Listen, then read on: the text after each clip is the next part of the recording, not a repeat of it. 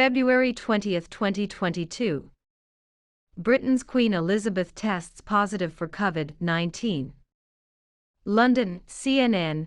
Britain's Queen Elizabeth II has tested positive for coronavirus, Buckingham Palace announced Sunday. The 95-year-old sovereign, who is celebrating her 70th year on the throne, is experiencing mild cold-like symptoms but expects to continue light duties at Windsor over the coming week, the palace said. She will continue to receive medical attention and will follow all appropriate guidelines, it added.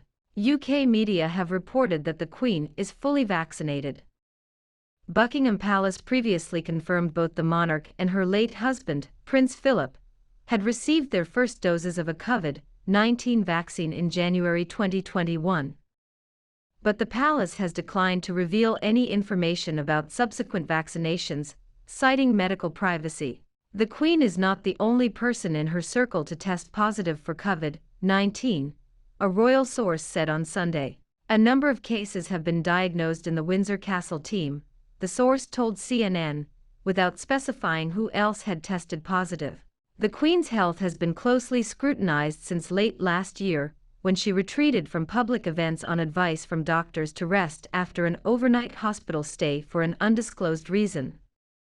Fresh concern was renewed in the past few days as multiple family members self-isolated after testing positive for the virus. Prince Charles, heir to the British throne, tested positive for COVID-19 for a second time 10 days ago, while his wife, Camilla, Duchess of Cornwall, confirmed she too had the virus on Monday. A royal source confirmed at the time that the Queen had recently met her eldest son, but the source did not elaborate on exactly when the interaction had taken place. The Prince of Wales previously contracted coronavirus in March 2020, as countries around the world were first feeling the effects of the pandemic. Charles said at the time that he was first infected that he had been lucky only to experience mild symptoms, adding that he'd got away with it quite lightly. Prince William also tested positive for COVID-19 in 2020, though his infection wasn't revealed until months later. The Queen's diagnosis comes days after she completed her first in-person engagement since returning to Windsor from Sandringham, where she had marked the 70th anniversary of her accession to the throne and the death of her father, King George VI. On Wednesday, the monarch held an audience with the outgoing Defence Services Secretary, Rear Admiral James McLeod, and his successor, Major General Eldon Miller, during which she appeared in good spirits. Queen Elizabeth II speaks with Rear Admiral James McLeod and Major General Eldon Miller Wright in the Oak Room at Windsor Castle on February 16.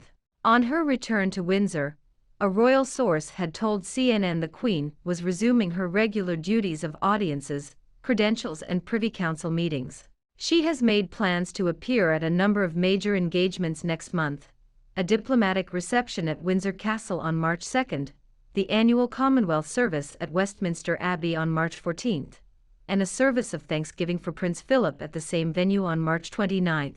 While all are still a few weeks away, the Queen's positive COVID-19 test may put her attendance in doubt.